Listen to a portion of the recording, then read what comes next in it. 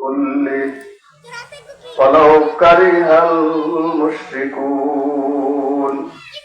فقال النبي صلى الله عليه وسلم: إنما الأعمال بالنيات إن الله ملائكته يصلون على النبي يا أيها الذين آمنوا صلوا عليه وسلموا تسليما. صلى الله على محمد ولا وسلم. صلى الله على محمد صلى الله على وسلم.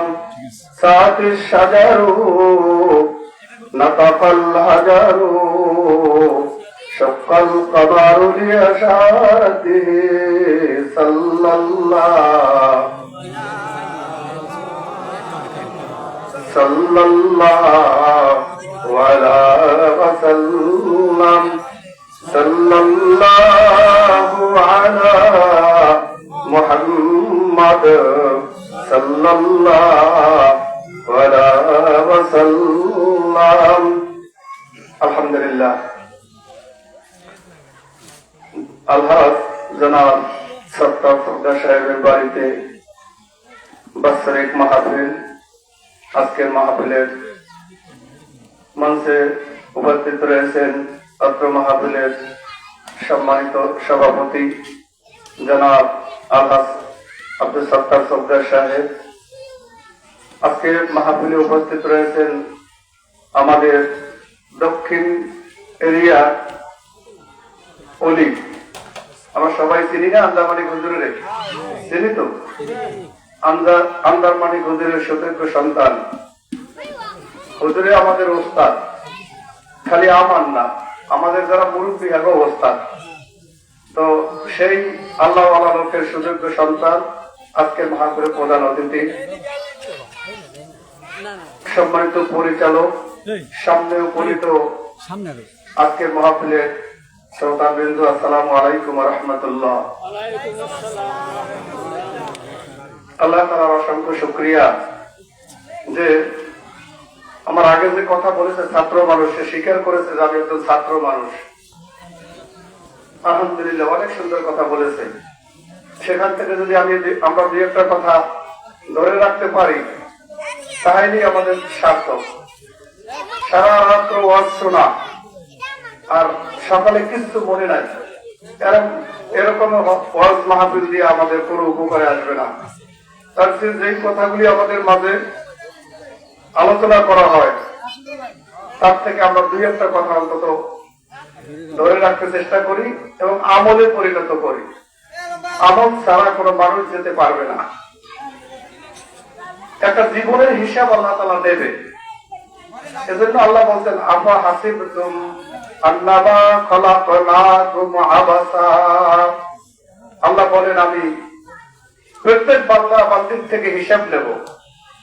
এই যতটা বছর হায়াত আমাদের আল্লাহ তাআলা দান করেছেন, মেহেরবানি করে আমাদেরকে সুস্থ রেখেছেন, আবার মেহেরবানি করে একটা রমজান মাস সামনে আসছে, আমরা দোয়া করতে থাকি আল্লাহ যেন আমাদেরকে সবাইকে অন্তত রমজান মাস পর্যন্ত হায়াত বৃদ্ধি করে দেয়। সকলে বলেন আমিন। আরো জোরে বলেন আমিন। মুখ খোলা রাখবে, যতবার আমিন করবেন সুবহানাল্লাহ করবেন, এই সব এটা সাথে সাথে হইবি। মাহফিল মনে রাখতে পারেন আর না পারেন, এই দুরূদ শরীফ পড়া, সুবহানাল্লাহ বলা, এটা সব কিন্তু সাথে সাথে আমলনামায় আসবে। তো এই বাড়িতে নিয়মিত একটা মাহফিল হয়, এটা ফায়দা কি জানেন? ফায়দা হইল যেখানে কোরআন হাদিসের কথা বলা হয় সেইখান থেকে কমপক্ষে 40 মাইল, কয় মাইল দূরে যায় আযাবের ফেরেশতা। বলেন সুবহানাল্লাহ। আযাবের ফেরেশতা থাকতে পারে না। যেখানে কোরআন সেইখানে আল্লাহর রহমত, আর যেখানে রহমত সেইখান থেকে আযাবের ফেরেশতা পালাইতে থাকে। তো আলহামদুলিল্লাহ, ইচ্ছে করলে অন্য কিছু ব্যবস্থা করতে পারত, সেদিক না গিয়া কোরআনের ব্যবস্থা করে আল্লাহ তাআলা ওনার করুক, সকলে বলুন আমিন। আমাদের এলাকার আমরা গরিব মানুষ, আমাদের অনেকের পক্ষে একটা মাহফিল দিয়া এরকম জান্নাতের বাগান মেলানো সম্ভব না। সেই কাজটা ওনাকে দিয়ে আল্লাহ তাআলা করায় আমাদের খেদমতে, নাকি? আমরা শুনবো, মানবো। আল্লাহ তাআলা এই উসিলে আমাদেরকে যেন আমাদের হেদায়েতের পথ খুলে দেয়, সকলে বলুন আমিন। প্রধান অতিথি আছেন, মাত্র 30 মিনিট সময়, অল্প কয়েকটা কথা বলি, মাহফিল না, কিছু আলোচনা। আমরা সবাই মারা যাব, নাকি? কেডা কেডা থাকবেন একটু আপনাকে তো মারা যাইবে, এরকম আছে কেডা কেডা? যারা মোবাইল নিয়ে দাবাদের করে এখন মোবাইল বন্ধ করো, লাগবে না, কিছু কথা শুনুন, ইনশাআল্লাহ হেদায়েতের ব্যবস্থা আল্লাহ করতে পারেন। কাজেই আমরা সবাই তাহলে মারা যাবো, এটা ঠিক। মারা যাওয়ার পরে ওলামায়ে কেরাম বিভিন্ন জানাজায় বলে, মসজিদে বলে, মাহফিলে বলে, কবরে 3টে প্রশ্ন হইবে। কয়টা? 1 নম্বর প্রশ্ন হলো মান রব্বুকা। বলতে পারেন কি প্রশ্ন? বলেন আরবিতে, মান রব্বুকা। এইটা কিন্তু জিজ্ঞাসা করা হইবে যে তোমার রব কে? আমাদের উত্তর কি? আল্লাহ। এটা তো সবাই এটা স্বীকার করি না সবাই। আমাদের রব কে বলেন? আবার বলেন কে? ওইখানে উত্তর হইবে, যখনই ফেরেশতা জিজ্ঞাসা করবে মান রব্বুকা, তখন কবরবাসী বলবে রব্বি আল্লাহ, আমার রব আল্লাহ। যিনি কবরে তিনি বলবেন আমার রব কে? এইটা বললেই তো নাজাতের ব্যবস্থা। সুতরাং ওই সময় বলা লাগবে এইটাই যে মান রব্বুকা, তোমার রবকে। আমরা বলবো কি? রব্বি আল্লাহ। ওই বাংলা কথা কবরে চলবে না, কবরে আরবি। এই দুনিয়ায় যেভাবে গোলামের দিয়া গেরি গেরি কবরে বললে সব আরবি ভাষা, মক্কার ভাষা, কোরআনের ভাষা। সেখানে আমাদেরকে বলতে হবে রব্বি আল্লাহ। তখন বলা হইবে, শূন্যের কথাটা খেয়াল দিয়া, তখন বলা হইবে বান্দা বলছো যে রব্বি আল্লাহ, আমার রবকে আল্লাহ, এটা বলছো, মানিয়ে নিলাম। তাহলে বিধান মানছো কার? এটা বিধান মানে জীবনযাপন করি না, সেই বিধানটা আমরা কার মানছি? সেইটা কি খালেদা জিয়া, না শেখ হাসিনা, না এরশাদের, না আমির জামাতের, বা আরো যারা দল আছে? হ্যাঁ গো, ওখানে কিন্তু সাক্ষী দিচ্ছি রব্বি আল্লাহ, আমার রব আল্লাহ। এরপর যদি বলা হয় তুমি বিধান মানছো কার, মানলাম তোমার রব আল্লাহ, তুমি বিধান কার মানছো? তখন যে যেই দল করেন সেটি কিন্তু একটা বিধান। আপনি যদি আওয়ামী লীগ করেন, আওয়ামী লীগের একটা নীতি নির্ধারণ আছে, বিএনপি করলে একটা আছে, জামাত ইসলামী করলে একটা আছে, শাসনতন্ত্র করলে একটা আছে।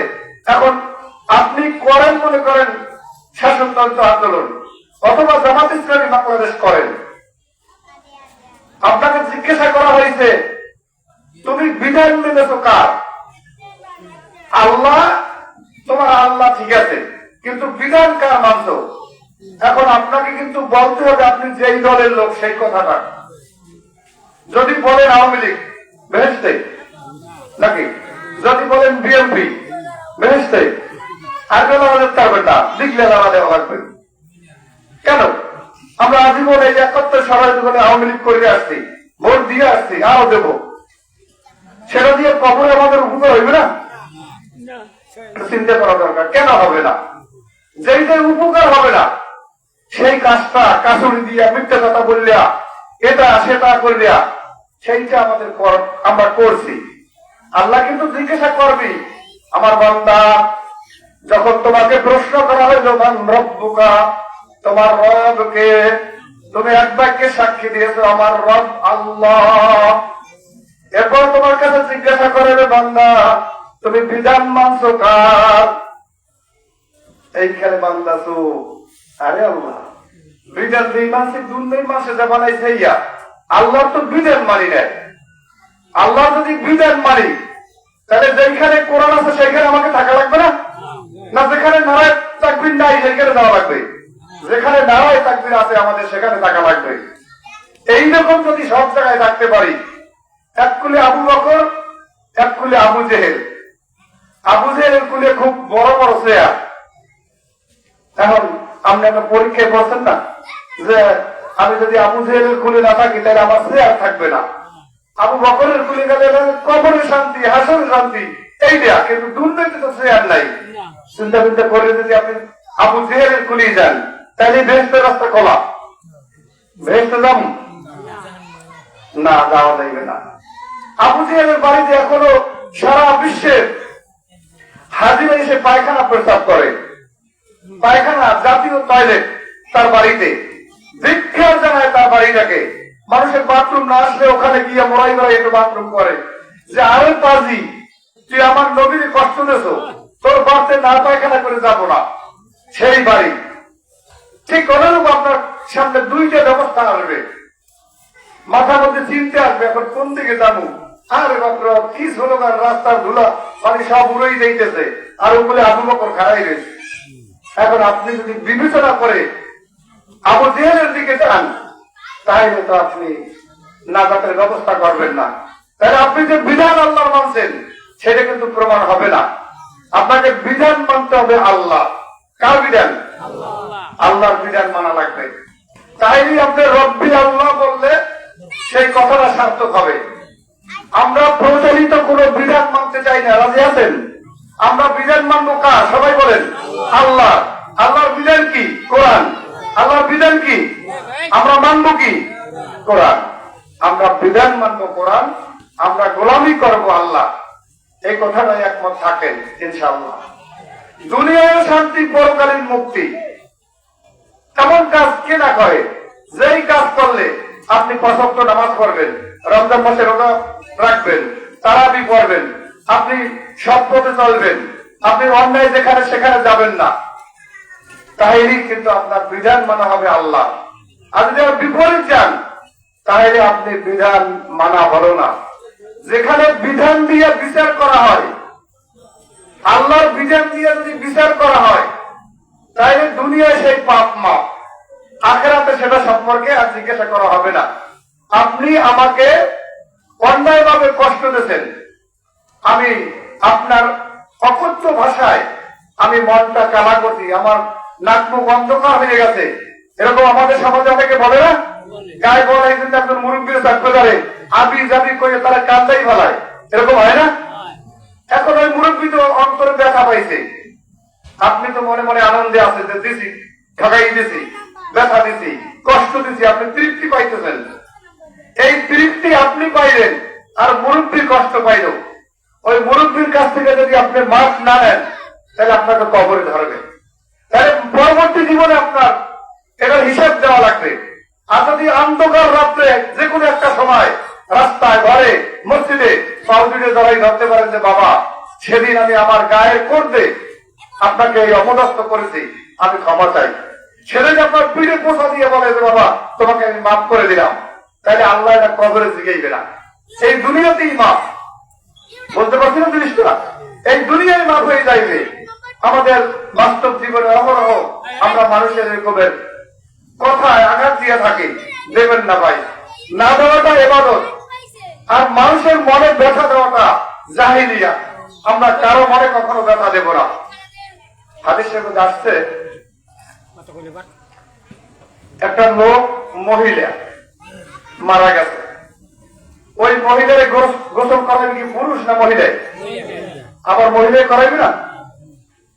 একজন মহিলা গোসল করাইতে গেছে, গোসল টোসল করানো প্রায় শেষ, শরীর জ্বলতেছে, চেক করে ওই মহিলার হাতটা ওই মৃত্যু মহিলার রানের লাগে লাগিয়ে আর ছুটাইতে পারে না, ছুটাইতে পারে না, অনেক টানাটানি। এখন এই কথাটা মার্কেট খাইছে যে যিনি গোসল দেওয়ায় তার হাত মৃত মহিলার রানের সাথে লাগিয়ে পড়তে ছুটানো যায় না। এখন যে ব্যক্তি গোসল করায় তার হাত লাগছে, এখন এলাকার অনেক মুরব্বীরা পরামর্শ দেয় যে যে মারা গেছে তার রানের ওইখানে আমরা কাটিয়া হাতটা ছুটেই ফেলাও। এখন যে মাইয়াতের অভিভাবক, মৃত্যু ব্যক্তির অভিভাবক আছে না, অভিভাবক বলছে না, আমাদের মাইয়াতের গায়ে ছুরি চালাইতে দেব না। আর কতকে বলছে তাহলে কবজারা কাছে দিয়ে দাও। ধরো একটা সংকট না, উভয় সংকট। মাইয়াতের লোকেরা মাইয়াত কাটতে দেবে না, জীবিত লোকেরা হাত কাটতে দেবে না। এখন কি করা যায়? এই যে এখন একটা সমস্যা দেখা দিয়েছে, এটা কিন্তু এই যে প্রচলিত যারা সালিসি ব্যবস্থা করে, এখানে হাতের কোনো হাত নাই। এখানে হাত আছে ওলামায়ে কেরামের।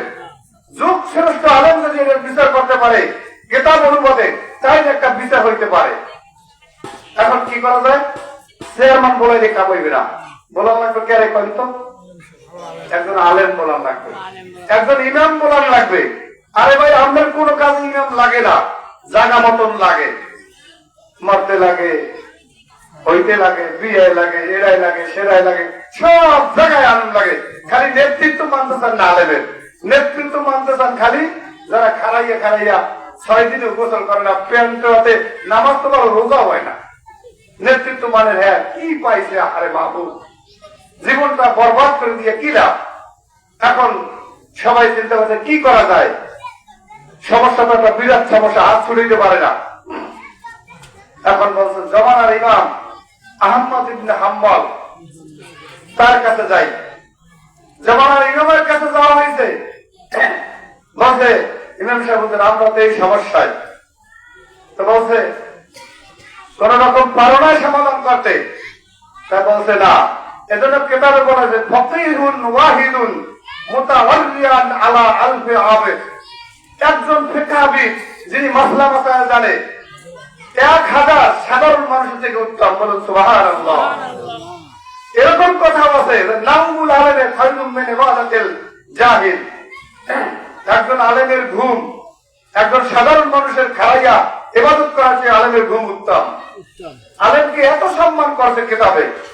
আল্লাহ নবীও বলছে আল উলামা ওয়ারাসাতুল আম্বিয়া, আলেমরা আমি নবীর ওয়ারিস। নাকি নেতাকে কথা কইছে? আলেমদের কথা কইছে। আলেমদের কথা কইছে বিশ্ব নবী যে ইন্নাল উলামা ওয়ারাসাতুল আম্বিয়া, আলেমরা হচ্ছে আমি ইন্তেকালের পরে আমার যে বিরাজ থাকবে এলেমের, সেটা পাইবে একমাত্র উলামায়ে কেরাম, অন্য কেউ পাবে না। যাকে মানি মানার সময় চিন্তা করে তারপর মানতে হবে। এখন যুগশ্রেষ্ঠ ইমাম আহমদ ইবনে হাম্বলকে ডাকা হয়েছে। বলছে কি হয়েছে? এই মহিলার দোষ কি? যার হাত লেগে পড়ছে। বলছে দোষ কি জানি না। তো তালাশ করে পাওয়া গেছে একদিন ওই মহিলা তারা ফুফাতো ভাই কি মামাতো ভাই তার সাথে রাস্তা দিয়ে যাচ্ছিলেন না। ওই যে মহিলা মারা গেছে সে যাচ্ছিল ফুফাতো ভাই অথবা মামাতো ভাইয়ের সাথে। আর যে গোসল করায় একটা মিথ্যা তহমত দিয়েছে এলাকায় ছড়াইয়া।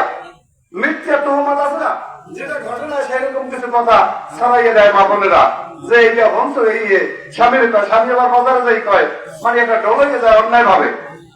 মিথ্যা তহমত দেওয়া, এই তহমত হইল মাইয়াতের বস্তু খাওয়া চেয়েও খারাপ। এখন এই তহমতের কারণে আল্লাহ তাআলা তাকে আটকাই দিয়েছে। তো কেন? যে এই দোষ ওই মহিলার মধ্যে নাই, সেই দোষ তুমি কেন দিলা? ইমাম বলছে যে এই তহমতের কারণে একটা উপমা দিচ্ছি। এই তহমতের বিচার মনে করেন 10টা দৌড় হবে। কয়টা? 10টা দৌড় হইবে জেতা নারী। জীবিত মহিলার কয়টা দৌড়? 10টা দৌড় হবে। যদি 10টা দৌড় হয় আল্লাহ ক্ষমা করলে করতে পারে। কিতাবের ফিকার মাসালা। এবারে 1 2 3 9টা আছে, তখনও হাত ছোটে না। এখন মনে মধ্যে দুরু দুরু করে না যে আল্লাহ একটা মাত্র ছুটবে কিনা। বলছে ইমাম একটা একটা করতে করতে 9টা দৌড় মারা হইল, এখনো তো হাত কোন রকম নড়বড় করে না, হাত ছুটবে কিনা জানি না। ইমাম আহমদ ইবনে হাম্বল বলছে আরে কিতাবে আছে 10টা মারা লাগবে, তুমি 9টা মারে থামছো কেন? 10টাই মারো। যেমন আরেকটা যখন মারছে চট করে হাত ছুটে গেছে। সবাই জোরে বলেন সুবহানাল্লাহ। এর নাম কিতাব, এর নাম বিধান মানা। টাইমে ছুটান যাইবে না, গাভারি করেও ছুটান যাইবে না।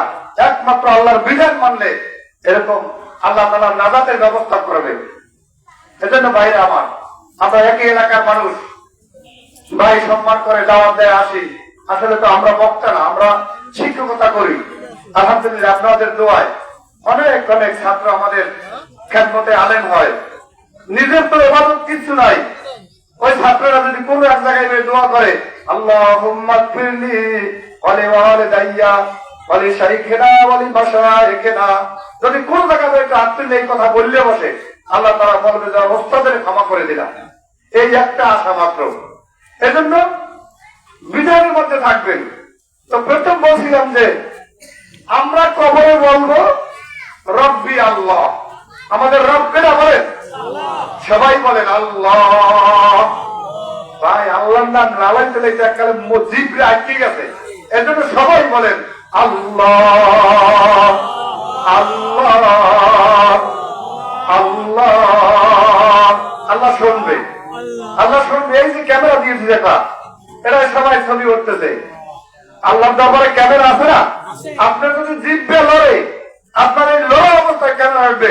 এজন্য ধরে বলেন আল্লাহ আল্লাহ আল্লাহ। আল্লাহ তাআলা আমাদের এই আল্লাহ বলা এই শব্দগুলি আল্লাহ তাআলা কবুল করে নেন সকলের পক্ষ থেকে। জোরে বলুন আমিন। তো বলছি বিধান আল্লাহর মানা লাগবে। আপনি কোরআনের পক্ষে থাকা লাগবে। কোরআনের উল্টো কোনো কাজ আপনাকে করা যাইবে না।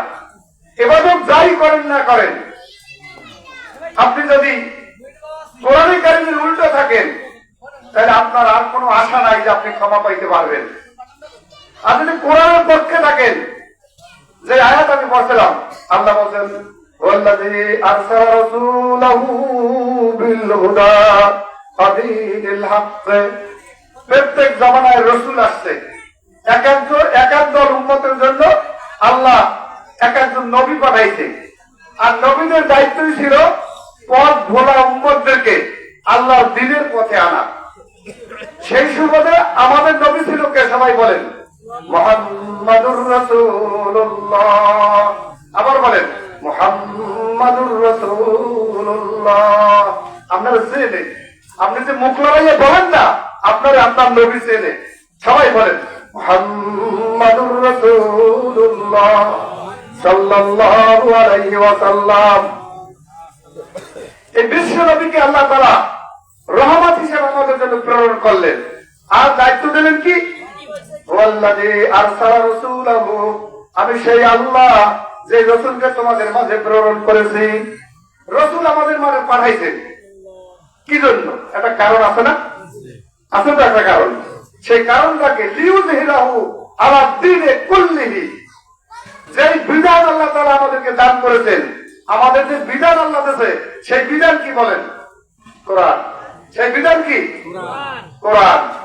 আল্লাহ তাআলা বলেন যে লিইউযহিরাহু আলা দ্বীনি কুল্লি, আমি তোমাদের মাঝে যে বিধান দিয়েছি আমার নবীর মারফত, সেই বিধানকে অন্যান্য ধর্মের উপরে বিজয়ী করবে। যত মতাদর্শ আছে, যত বিধান আছে, আমাদের এই যে সংবিধান, আমাদের যে সংবিধান আছে না সচিবালয় না সংসদ ভবনে, সংবিধান, সংবিধানে এমপি মন্ত্রী প্রধানমন্ত্রী সহ সবাই মানে, একেবারে তিলে তিলে মানে।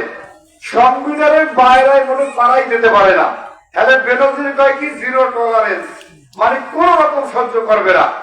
একেবারে বলাইছে একটু সহ্য করবে না, একেবারে গাড়ি বস্তা মাইয়ে পোয়া লইয়া আর খবর নাই। জিরো টলারেন্স একটা ইংলিশ শব্দ, যে কোন রকম সহ্য করবে না। সংবিধানের উল্টো চলবেন, তারই ধরবে। আসলে মূল সংবিধান কি বলেন? কোরআন। মূল সংবিধান কি? আমাদের মানা দরকার মূল সংবিধান কোরআনে কারীম। সেইটাই আমাদের সংবিধান। আর ওই যারা সংসদ আছে, ওটা হলো মানব রচিত সংবিধান। আর আল্লাহ রচিত সংবিধান হলো কোরআনে কারীম, নাকি? তো এখন আমরা মানতে চাই কোনটা, আল্লাহ রচিত না মানব রচিত? সবাই কোন কি রচিত? আল্লাহ রচিত সংবিধান আমাদেরকে মানা লাগবে। এই জন্য আল্লাহ তাআলা বিশ্বনবী হযরত মুহাম্মদুর রাসূলুল্লাহ সাল্লাল্লাহু আলাইহি ওয়াসাল্লামকে আমাদের মাঝে প্রেরণ করেছেন আর দায়িত্ব দিয়েছেন লিইউযহিরাহু আলা দ্বীনি কুল্লি। তুমি নবী, তোমাকে প্রেরণ করলাম মানুষের মধ্যে, এই কোরআনে কারীম দিলাম, এই কোরআনে কারীম মানুষদেরকে বুঝাইয়া বুঝাইয়া মানুষের মধ্যে বিজয়ী করবা, সব ধর্মের উপরে এই ধর্মটা যেন এক নম্বরে থাকে, এই জন্য পাঠাইছে নবী। এইটা মানলে আপনি এক নম্বর উম্মত হবেন, আর যদি না মানতে পারেন তাহলে আপনি এক নম্বর উম্মত হবেন না। কাল কিয়ামতের ময়দানে নবী পাক সাল্লাল্লাহু আলাইহি ওয়াসাল্লাম তার উম্মতদেরকে শাফাআত করবে, যেটা অর্থ হলো সুপারিশ। কি করবে? সুপারিশ করবে। এই সুপারিশ কি আমাদের সকলের দরকার? সকলের দরকার আছে? যদি দরকার আছে তাহলে তরিকা মানবো কার? নবী। নবীর তরিকা তো, নবীর তরিকা কি দাড়ি কামাই হলেন না নাকি রাখা? আর ভাই দিনই বুঝি না, দিনই বুঝতে পারিনি এখন পর্যন্ত কোনটা দিন আর কোনটা ব্যাধি। এই দিনই কি আমাদের এখন জাগ্রত হয় নাই? নবীর তরিকা, ওলামায়ে কেরাম নবীর প্রতিছবি, যেইভাবে আমাদেরকে চলতে বলে, যেইভাবে আমাদেরকে মানতে বলে, সেইটা মানা এবং চলা, এইটার নাম নবীর তরিকা। কোন নেতা নেত্রী নবীর তরিকা আমাদেরকে দেবে না। বাজারে গেলে নবীর তরিকা পাইবেন না, মসজিদে গেলে নবীর তরিকা, নাকি? নবীর তরিকা আমাদেরকে মানতে হবে। নবীর তরিকা যদি মানেন তাই দয়াময় রহমান আমাদেরকে রহমত করবে, আর যদি তরিকা না মানি তাহলে রহমত করবে না। মুসা আলাইহিস সালামের জমানায় একটা লোক সমাজে খুব দুষ্ট, এখন নবী মানে না, তরিকা মানে না।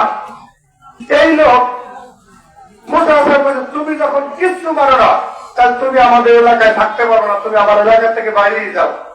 অনেক সময় দেখা চেয়ারম্যান যারা একটু দুষ্ট, তুমি ঢাকা যাও, আমার এলাকায় থাকতে পারবো না, তুমি ঢাকা যাও, তাহলে কমে যাবা, এলাকায় থাকবো না, আর যদি থাকো তাহলে ভালো হয়ে যাও। এইরকম কিছু বাণী থাকে। মুসা আল্লাহ নবী বলছে যে তুমি আর থাকতে পারবো না, তোমার অন্যায়, আমার এরিয়ার মানুষ সব অতিষ্ঠ, সুতরাং তুমি যাও। লোকটা মনে করছে যে আমাকে আর থাকা যাবে না, একেবারে জঙ্গলে চলে গেছে। এই যে মুসা বলছে আর লোকটা গেছে, এই খবর আল্লাহর আছে না? আল্লাহ কিন্তু জানে। এই লোক জঙ্গলে গিয়া অনেকদিন পর্যন্ত রয়েছে, হঠাৎ করে অসুস্থ। অসুস্থ হওয়ার পরে এবারে ওই অসুস্থ অবস্থার জঙ্গলে মারা গেছে। আল্লাহ তাআলা মুসা আলাইহিস সালামকে ডেকে বলছেন, মুসা যাও, জঙ্গলের মধ্যে একটা লোক মারা গেছে, তার জানাজা দেওয়া দরকার। মুসারে বলছে যে লোকটাকে জানাজা দেওয়া লাগবে। লোকটাকে মুসা জানে না। এখন আল্লাহর কথা মতো জঙ্গলের মধ্যে গেছে, গিয়ে দেখছে আরে আল্লাহ, যারা ছিলাম লড়াইয়া, হ্যাঁ জানাজা আমি নবী জানাজা দিব আমি, এটা কেমন কথা হইল? এখন বলছে রব্বুল আলামিন, যে লোকটাকে আমি আমার এরিয়ার থেকে তাড়াইয়া দিলাম, তাকে তুমি আবার জানাজার কথা বলছো, কারণটা কি? আল্লাহর কাছে প্রশ্ন করছে মুসা যে কি কারণে এই লোকটার জানাজা আমি দেব? যে মুসা, এই লোকটার জানাজা এই কারণেই দেবা যে এই লোকটা যখন মৃত্যু সজ্জায় শায়িত, দেখেন না মৃত্যু সজ্জায় থাকলে চোখ গোলায়, এদিক যায় সেদিক যায়, ঘুরে চোখ, এরকম অবস্থা আমরা দেখছি না? এরকম করে। হাজার মাইয়ের যখন তার মৃত্যু হাজির হইল, অর্থাৎ মৃত্যুর সময় যখন হইল, এই ব্যক্তি ডাইনে দেখলো, বামে দেখলো, ওই ব্যক্তি কেউ আসে নেই, বলবে একটু পানি দাও। বামে চাইছে, কেউ আসো আমার একটু পানি দাও। সামনে চাইলো, পিছনে চাইলো, মাথা ঘুরিয়ে সব দিকে চাইলো, কাউরে দেখে না। এরপরে দেখলো যে ডাইনে কেউ নাই, বামে কেউ নাই, সামনে নাই, পিছনে নাই। এবারে চোখ করে আকাশের দিকে করে অন্তরটাকে আকাশের দিকে উঠেছে। এবারে বলছে রব্বুল আলামিন, ডাইনে দেখলাম কেউ নাই, বামে দেখলাম কেউ নাই, সামনে তাকাইলাম কেউ নাই, পিছনে তাকাইলাম তাও কাউকে পাইলাম না, কেউ নাই। কে সুপারিশ করবে? কে তো তওবা করাইবে?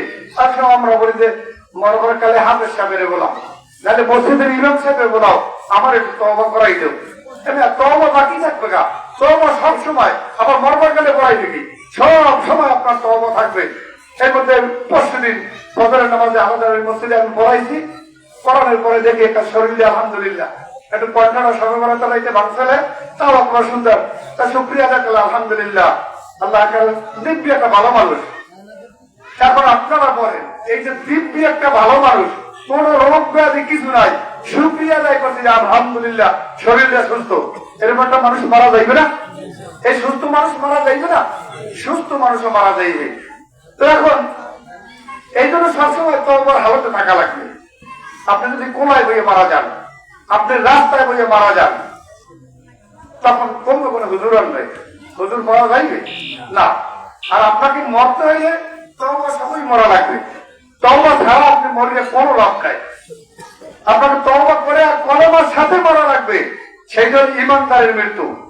এখন ওই ব্যক্তি কইতেছে আমি ডাইনে দেখলাম কেউ নাই, আল্লাহ বামে দেখলাম কেউ নাই, সামনে দেখলাম কেউ নাই, পিছনেও দেখলাম কেউ নাই, এরপর আমি আকাশের দিকে তাকাইলাম, আকাশের দিকে তাকাই আল্লাহকে বলছে রব্বুল আলামিন, চতুর্দিক তাকানোর পরে যখন কেউ নাই, এবারে বলছি আনতা রহমান আনতা রহিম, আল্লাহ তুমি দয়াবান, তুমি সব সময় তোমার বান্দাকে দয়া করে থাকো। আমি এবারে বুঝতে পেরেছি আমার চতুর্দিক যখন কেউ নাই, আমি একমাত্র আকাশের দিকে তাকাইয়া দেখলাম তুমি আমার রব, তুমি ছাড়া আর কেউ নাই। এবারে আল্লাহর নাম কি? রহমান রহিম। যখন এই কথা বলছে আল্লাহ কুদরতে কলিজায় দয়ার উদ্রেক হয়েছে, আল্লাহ সাথে সাথে তার বান্দাকে ক্ষমা করে দিয়েছে। বলেন সুবহানাল্লাহ। আল্লাহ তার বান্দা সব পাপ মাফ করে দিয়েছে। এবারে মুসাকে বলছে যাও জানাজা করো। মুসা আমার বান্দা যখন চতুর্দিক তাকাইয়া কাউকে পায় নাই, এখন আকাশের দিকে তাকাই যখন আমার কাছে বলছে আমার তো বান্দার কাম পাপ করা আর আমি আল্লাহর কাম কি মাফ করা, আমার কাছে যখন আত্মসমর্পণ করছে আমি তার সকল গুনাহ মাফ করে দিচ্ছি। বলুন সুবহানাল্লাহ। সম্মানিত হাজিরিন, আপনাকে আমাকে এই এই উসিলাটা বের করা লাগবে, আমাকে এরকম লাইন মতো থাকা লাগবে। আর সর্বক্ষণ যতদিন ধরে আমরা বেঁচে থাকি, আমরা সব সময় আমাদের মাথায় একটা তামান্না থাকবে বিশ্ব নবী অসমাপ্ত জীবনী, যেই কাজগুলি এখনো বাকি। একটা বাকি হলো বিশ্ব নবী সোনার মদিনায় রাষ্ট্রনায়ক ছিলেন, রাষ্ট্রপতি ছিলেন নাকি? আল্লাহ না ছিল, রাষ্ট্রনায়ক ছিল, তিনি মদিনার গভর্নর ছিল। তার আমলে তার খলিফা আমিরুল মুমিনিন হযরত ওমর রাদিয়াল্লাহু তাআলা আনহু, তিনি যখন খেলাফতের দায়িত্বে এই রাত্রের অন্ধকারে এদিক সেদিক হেঁটে হেঁটে বেড়াইতো আর মানুষের ঘরের দিকে কান ওড়াইতো যে এই ঘরের মধ্যে কোনো অসুস্থ রোগী আছে কিনা। আমি ওমর খলিফা, এই ঘরের মধ্যে যদি রোগী থাকে, কেউ না খাইয়া থাকে, কাল কিয়ামতের ময়দানে আমার কাছে আল্লাহ তাআলা জিজ্ঞাসা করবে। এরকম রাত্রে হাত দেন, যেই কাজটা করা দরকার মেম্বারগণ চেয়ারম্যানের করে, করে না? আমাকে দৌড়িতে জোতা যায়, জোতা শেষাইয়া যায় 1-2 কেজি চাউলের জন্য, ছোট্ট তেরানের পোডলার জন্য জোতা পায়ে থাকে না। এটা আমরা করতে থাকি, অথচ দায়িত্ব ছিল উনি আপনার দরবারে আপনার দুয়ারে পোডলা পৌঁছাইবে। আস্তে আস্তে ওমর রাদিয়াল্লাহু তাআলা আনহু দেখলো একটা তাঁবুর মধ্যে একটা লোক দাঁড়াইয়া দাঁড়াইয়া ঝিমায়, আর একজন মা সেই তাঁবুর ভিতরে আর্তনাদ করে কোহাইতেছে। ওমর রাদিয়াল্লাহু তাআলা আনহু তাঁবুর পাশে গিয়া কান লাগাইয়া দেখলো, ফাঁকা দিয়া দেখলো যে একটা লোক দাঁড়াইয়া ঝিমাচ্ছে আর একজন মহিলা ক্রন্দন করছে। বলছে ভাই কি আছে তাঁবুর ভিতরে? ওই তাঁবুর ভিতরে থেকে বলছে লাব্বাইক ইয়া আমিরুল মুমিনিন, আমিরুল মুমিনিন তাঁবুর ভিতরে আমি আছি। বলে আপনি তাঁবুর থেকে বেরোয় আসেন কেন? তাঁবুর ভিতরে কান্নার আওয়াজ শুনছি। বলছে আমিরুল মুমিনিন আমার স্ত্রী প্রসাদ ব্যথায় কাতরাচ্ছে, আমার ঘরে খাবার নাই এবং দায়ী হিসাবে কোন মহিলা ওখানে নাই। বলছে তাই নাকি? ওমর রাদিয়াল্লাহু তাআলা দৌড় দিয়ে বাড়ির দিকে চলে গেছে। তার স্ত্রীকে বলছে ওগো স্ত্রী তাড়াতাড়ি ঘর থেকে নেমে আসো। খাদেম নাম আসলাম, আসলামের তাড়াতাড়ি বাইতুল মালের ভিতরে ঢোকো। সেখান থেকে একটা বাচ্চা প্রসব হইতে একজন মায়ের যত সম্বল লাগে সব একটা বস্তার মধ্যে রেডি করো। আর স্ত্রী বলছে তাড়াতাড়ি তুমি ঘর থেকে আসো, আজকে একটা কল্যাণের কাজ, একটা সবের কাজ আছে, তাড়াতাড়ি আসো। ওমরের স্ত্রী রেডি, আর তার খাদেম বাইতুল মালের মধ্যে ঢুকিয়া সে এক বস্তা যা যা দরকার সব। এবারে খাদেম মেয়ের কাছে বলছে ওমর রাদিয়াল্লাহু তাআলা আনহু আমিরুল মুমিনিন হযরত ওমর বলছে আসলাম, ধরো বস্তা, এই বস্তা আমার মাথায় উঠাইয়া দাও। আসলাম বলছে ইয়া আমিরুল মুমিনিন, আমি খাদেম থাকতে এই বস্তা আপনার মাথায় উঠাইয়া দেব, তা কি করে হতে পারে? বলছে আসলাম কথা আর বরাবর না, আমার নিজের বোঝা আমাকে টানতে দাও। আমার এলাকায় আমার পূজা ডাকে অসুস্থ অবস্থায় কাঁদছে, সেখানে আমাকে খেদমত করতে দাও, আমি খেদমত করব। তুমি আমার কাল কিয়ামতের ময়দানে যখন আল্লাহ জিজ্ঞাসা করবে যে তোমার ক্যারিয়ারের মধ্যে মানুষ আত্মরাত করছে, কাদাকাদি করছে খানার অভাবে, তুমি সে কি করছো, আমি যেন আল্লাহর কাছে বলতে পারি রব্বুল আলামিন নিজের মাথায় করে পটলা তার বাসায় গিয়ে পৌঁছে দিয়েছে। বলুন সুবহানাল্লাহ। এই মানের লোকগুলি আমাদের, যারা কোরআন মানে তারাই এই কাজ করতে পারবে। যারা কোরআন আর আসল নাই যাদের ভিতরে, তারা বক্স খানের মধ্যে তেলের বোতল গুজবে করে তাদের সেই চিন্তা রাখবে। যাদের মধ্যে কোরআন আছে তারাই আপনার দুয়ারে এরকম পৌঁছে যেতে পারবে সততার সাথে। কোরআনের বাণী না থাকলে তারা এই কাজটা করবে না, শয়তানের দখল করে তাদেরকে নেবে। এজন্য আমাদেরকে কোরআনের পক্ষে থাকা দরকার। আমাদের রাজ্যে কোরআনী হুকুমত চলুক, এটা আমরা চাই কি চাই না? আমরা কোরআনী হুকুমত যদি চাই তাহলে আমরা কোরআনের পক্ষে থাকবো। যেইটা সত্যের ন্যায়ের পথ সেই পথে, তাইলে লাভ কি? দুনিয়ায় শান্তি এবং পরকালীন মুক্তি। এই দুইটা জিনিসই দরকার আমাদের বাস্তব জীবনের বাইরে। আমার মৃত্যুর সময় আমাদের কলেমা যদি নসিব হইতে হয় তাহলে আমরা আবু জেহেলের পদাঙ্ক অনুসরণ করে আমরা পড়তে পারবো না লা ইলাহা ইল্লাল্লাহু মুহাম্মাদুর রাসূলুল্লাহ। এটা আবু জেহেলের পিছনে আটলে হইবে না, এটা আড়া লাগবে আবু বকরের পিছনে, আড়া লাগবে ওমরের পিছনে, আড়া লাগবে ওসমান আলীর পিছনে, তাহলে সম্ভব নাকি? এই জন্য আমরা এগুলা বেছে বুঝে তারপর জীবন যাপন করি, কোরআনের পক্ষে থাকি। সামনে নির্বাচন আসবে, ওলামায়ে কেরামদের যেদিকে আপনাদেরকে ডাকবে সেদিকে আপনার মতামত দিয়া কোরআন বিজয়ের জন্য আপনি আমি যেন কাল কিয়ামতে বলতে পারি রব্বুল আলামিন কোরআন বিজয়ের জন্য আমার মূল্যবান মতামত দিয়া আমি কোরআনের পক্ষে সাক্ষী রেখে তারপর কবরে আসছি। এই একটা আমলই আপনার সব পথ ফয়সালা হয়ে যেতে পারে। আল্লাহ তাআলা আমাদের এই যতটা কথা আমাদের মাঝে ওলামায়ে কেরাম বলবে আমরা তার মধ্যে থেকে কিছু কথা বেছে বেছে আমরা আমল করতে চেষ্টা করি। আল্লাহ তাআলা আমাদেরকে সেই তৌফিক দান করুন। আমরা যেন আজীবন শুনে সব কান দিয়ে বের করে না দেই, কিছু যেন আমাদের বাস্তব জীবনে থাকে। ছোট্ট একটু কথা, এখানে মসজিদ দেখলাম, কত সুন্দর একটা মসজিদ এবং ওযুখানা বাথরুম কত আরামের। এখানে অন্তত যে কয় বাড়ি কাছাকাছি আছে এটা দায়িত্ব নেওয়া দরকার যে আমরা অন্তত এবারে থেকে এই মসজিদটাতে তারাবি করি, একটু রোজা খোলার ব্যবস্থা করি, একটু ভাই এবাদত আপনার আমি ওই এলাকা থেকে আসি আপনাদেরকে নিয়ে এখানে এবাদত করবো না। এইখানে যারা আছেন তারা ছোটখাটো ভাবে ছোট্ট ছাত্র রাখিয়া একটু তারাবি নামাজটা একটু আজান, তাহলে লাভ হইবে কি? কবরে মাইয়াতরা শান্তি পাইবে, তাহলে লাভ হইবে কি? আপনার ইমান বাড়বে, আপনি দিনদার হিসেবে কবরে দিতে পারবেন। আপনি এই কাজগুলি না করেন, মসজিদ আল্লাহ তাআলা ওনাকে তৌফিক দিয়েছে, একটা সুন্দর একটা মসজিদ করছে, এটা এই এলাকার মানুষের দরকার এটাকে জীবিত রাখা, মানে কি নামাজ পড়ে জীবিত রাখা। মসজিদের মুসল্লি কি? মসজিদের খোরাকি হচ্ছে মুসল্লি, মসজিদের খোরাকি কি? মুসল্লি। এই যে কয়েকবারই দায়িত্ব হারাই গেছে। মসজিদে না করলে আপনারা ভালো লাগছে কইছেন আল্লাহ মসজিদটা সিদ্ধাই যাবো কই, নামাজ পড়ি নাই, তাই না? আবার আমরা মসজিদ এটা কারণ না, এই কারণে থাকবেন না। এই মসজিদটা কিভাবে চলতে পারে? যারা কাছাকাছি এইটার এরিয়ার মধ্যে বসেন অন্তত নামাজ হইতে পারে, আজান হইতে পারে, সেই ব্যবস্থা কেটা করবেন। আজকে বাড়তে যাইয়ে রাইতে একটু হুইয়ে চিন্তা করেন যে আমার মনে হয় এই এলাকায় বয়স বেশি, এই এরিয়ার মধ্যে আমি মনে হয় বুড়া, তাহলে আমারই মনে হয় আজান দেওয়া লাগবে নাকি? এই বিবেচনা করা লাগবে না? আজান আমি কিন্তু গলা ছিল না, এখান দেবো না, আজান এই একজনে দেওয়া লাগবে। আল্লাহর উড়ান লাগবে যে আল্লাহ মসজিদ হয়েছে, আমি বলতে পারছি দায়িত্ব আমি নিয়েছি। ইনশাআল্লাহ আল্লাহ তাআলা আমাদের সবাইকে বুঝে জীবন যাপন করার তৌফিক দান করুন। সকলে বলুন আমিন। আমার তৌফিক ইল্লা বিল্লাহ। আসসালামু আলাইকুম ওয়া রাহমাতুল্লাহ।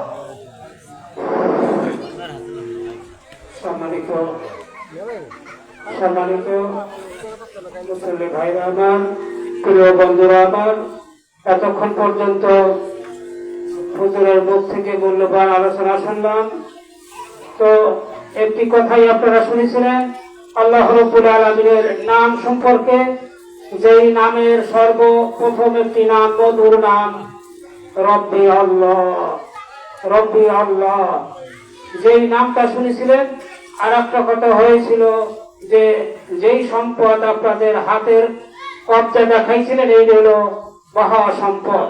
আল্লাহ রাব্বুল আলামিন এমন একজন ওলিমা সাহেব চট্টগ্রামে আমানত শাহ রহমাতুল্লাহ আলাইহি, ওনার মাজার শরীফ রয়েছে শুধু লালদিয়ার বাজার, যেই চট্টগ্রাম নদীর কিনারে ওনার রুমাল বিছাই দিয়ে শুধু 3 বার আল্লাহ রাব্বুল আলামিন এই মধুর নাম ডাক দিয়েছিলেন। আর সেই মধুর নাম ডাক দিয়ে রুমাল বিছাই দিয়ে এই রব্বি আল্লাহ, রব্বি আল্লাহ, রব্বি আল্লাহ 3 বার নাম আল্লাহ রাব্বুল আলামিনের ডাক দেওয়ার সাথে সাথে আল্লাহ ওই ডাকে সাড়া দিয়েছিলেন। আমানত শাহ রহমাতুল্লাহ আলাইহি বলেছিলেন, হে রব্বুল আলামিন, আপনার পাগল বন্ধু রুমাল বিছাই দিয়েছে, নৌকা বানাই দাও। আল্লাহ রাব্বুল আলামিন সাথে সাথে নৌকা বানাই দিয়েছিলেন। অনেক